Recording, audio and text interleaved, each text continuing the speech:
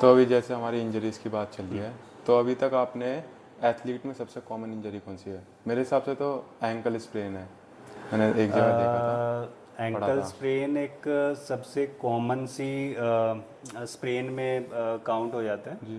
तो ये है कि चलते चलते पैर मुड़ गया, हम्म। एंड सबसे इग्नोरेबल भी है कि आप पैर मुड़ गया, मोच आ गई, हाँ, आपने थोड़ा सा बांधा, आइस पैक किया और उसको ठीक छोड़ हो दिया। गया।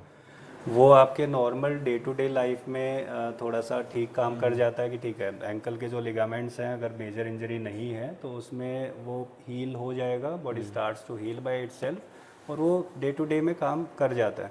मगर अगर एथलीट है, समबडी हु इज़ देयर, और उसको बैलेंस की ज़रूरत है, जी। तो वो ankle sprain will convert into other injuries दोबारा एंकल स्प्रेन होने के लिए। हाँ। तो उसको रिहेबिलिटेशन करना बड़ा ज़रूरी होता है विद प्रॉपर मेथड्स।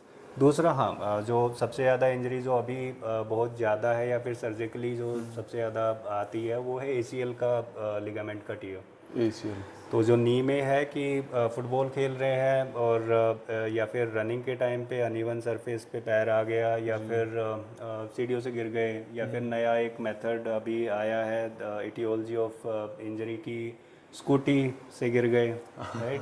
तो उसमें एसीएल के इंजरी के चांसेस ज़्यादा होते हैं, एंड वो एक मोस्ट कॉमन इंजरी ऐसी है कि जिसको हम सर्जिकली एक आर्थ्रोस्कोपिकली उसको ठीक कर सकते हैं, और एक मोस्ट कॉमन डन प्रोसीजर है जो कि एथलीट्स में किया जाता है।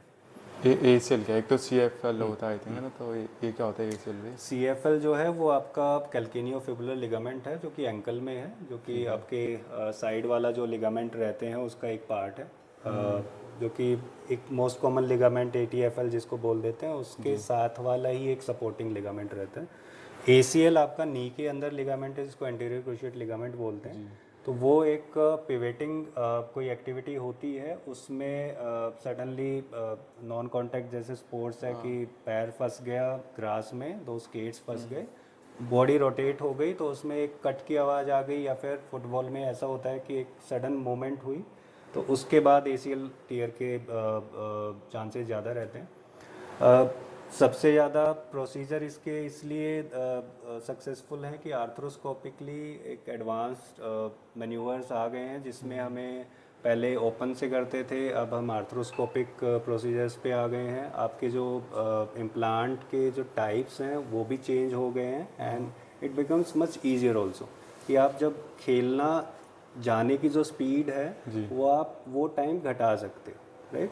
तो जैसे एसीएल की सर्जरी हुई, एंड इसमें जो ऋषभ पंत हैं जो अभी क्रिकेटर हैं वो एक प्राइम एग्जांपल हैं, उनके तो मल्टी लिगामेंटस इंजरीज थी। So rehabilitation, surgery and pre rehabilitation, आपकी सर्जरी से पहले वाला पार्ट, वो एक कोऑर्डिनेटेड अंडर वन टीम किया गया था। That's why he recovered with in 6-7 months, right.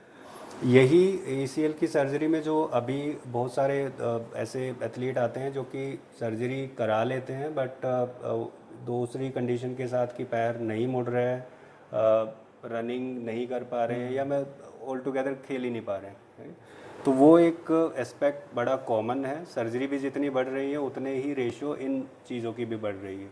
वो कारण ये हो जाता है कि आपकी सर्जिकल टीम अलग है, आपका जो रिहेबिलिटेशन टीम है वो अलग हो गया, कोऑर्डिनेशन नहीं है। हाँ। एथलीट का जो स्पोर्ट्स है वो सर्जिकल टीम को नहीं पता कि इसमें क्या रिक्वायर्ड होगा। जो रिहेबिलिटेटिव टीम है दे ट्राई देयर बेस्ट कि आप कैसे उनको वापस ला सकते हो, बट सर्जरी से पहले भी अगर स्पोर्ट्स के अकॉर्डिंग उनको रेडी करके देन प्लान करके सर्जरी करके एंड देन एक गोल रख के चलें कि स्पोर्ट्स ये है, हमें मूवमेंट पैटर्न इसी चीज़ पे रखते हैं जो कि हम अपने सेंटर पे करते हैं, तो उसमें आपका जो रेट है to return back to sports वो काफ़ी हद तक बढ़ जाता है, राइट। तो एक कोऑर्डिनेशन और एक there has to be someone जो कि इस चीज़ को कोऑर्डिनेट कर सके। तो इसी चीज़ के कोऑर्डिनेशन अगर सर्जिकल एस्पेक्ट में हम बात करें तो स्पोर्ट्स मेडिसिन डॉक्टर है जो कि इन तीनों एस्पेक्ट को कोऑर्डिनेट करते हैं और उस टीम को हैंडल करते हैं जो कि इस चीज़ के करने में एवरी एस्पेक्ट पे उसको एक पार्ट उनका रहता है।